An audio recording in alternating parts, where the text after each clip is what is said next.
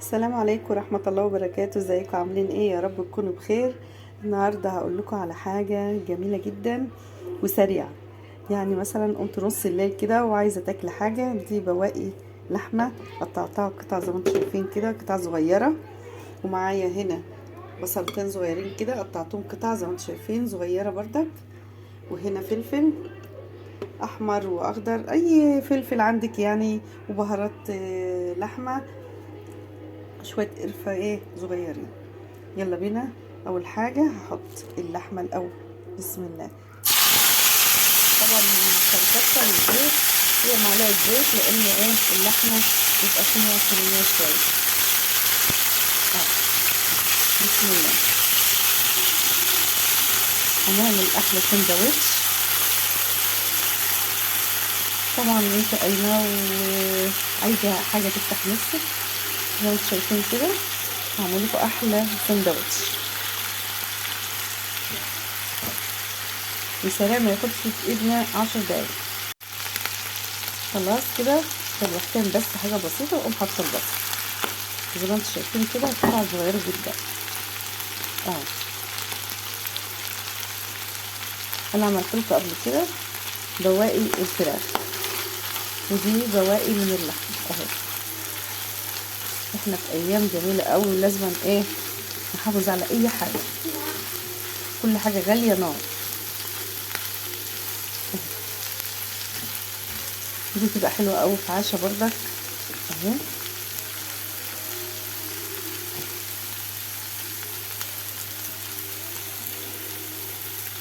طعمها بيبقى رهيب بصراحة يعني.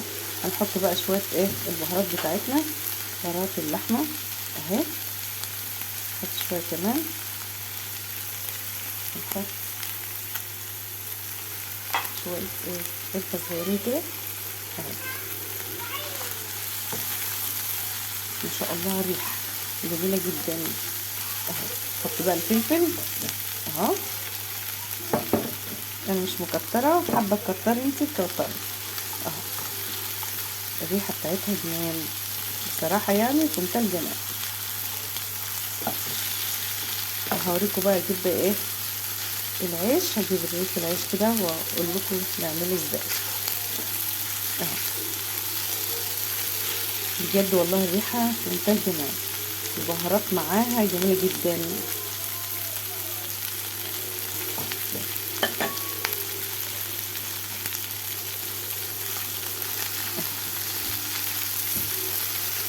المهم نوعي انت كده واعملي اي حاجة انت هتعمليها تطلع من ايدك زي العسل اهو. العيال الاولاد بصراحة هيحبوها، انت ذات نفسك هتحبيها. دقيقتين كده ولا حاجة هحط عليها واقول لكم هنعمل ايه. بصوا بقى كده خلاص، لان طبعا عارفين ان اللحمة مستوية على الاخر. انا بس كنت عايزة اديلها بس تحميرة او تلويحة بس بسيطة. والفلفل زي ما انتم شايفين كده بيبقى جميل كده، مش دايب معانا. هنحط شوية ملح صغيرين خالص، حاجة بسيطة، لان انا هحط وياها جبنة رومي قديمة ناشفة. ما بيكون في جبنة ناشفة عندنا ما برمهاش، واقوم سايباها عندك مش حطيه. عايزة تعملي بيتزا تبقى جميلة قوي. طبعا انا حطيتها هنا فوقيها زي ما انتم شايفين كده، تبقى رهيبة بصراحة. هتسيح دلوقتي. انا كسرتها بس بايديا كده.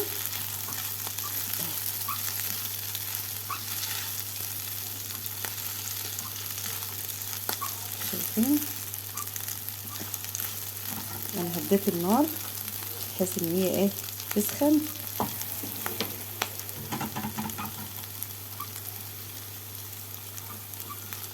اهو يا جماعه بدات تسيح معانا. بسم الله. احلى سندوتش بدات تسيح، تدي مطه جميله قوي وطعم حلو قوي مع السندوتش.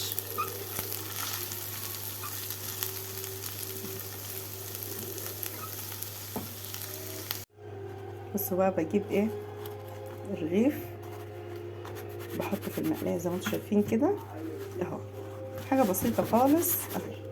هنحطها في صينية زي ما انتم شايفين، واتنيه اعمل بس ايه تانية بسيطة كده اهو. خلاص واخد دي بس كده، شوفوا بقى احلى ساندوتش.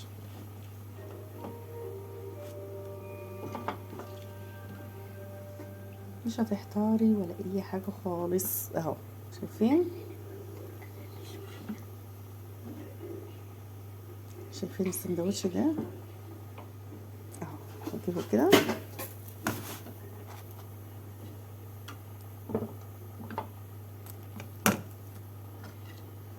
اهي، الطبقة دي على الطبقة دي كده. طبعا انا حطها على النار دقايق اهو.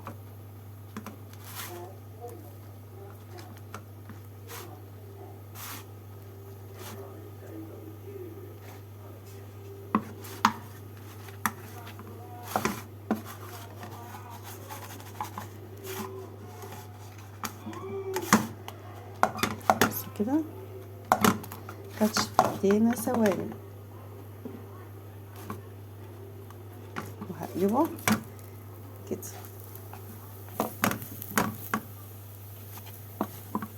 احلى سندوتش، شايفين ما شاء الله عليه. ايه رأيكم بقى؟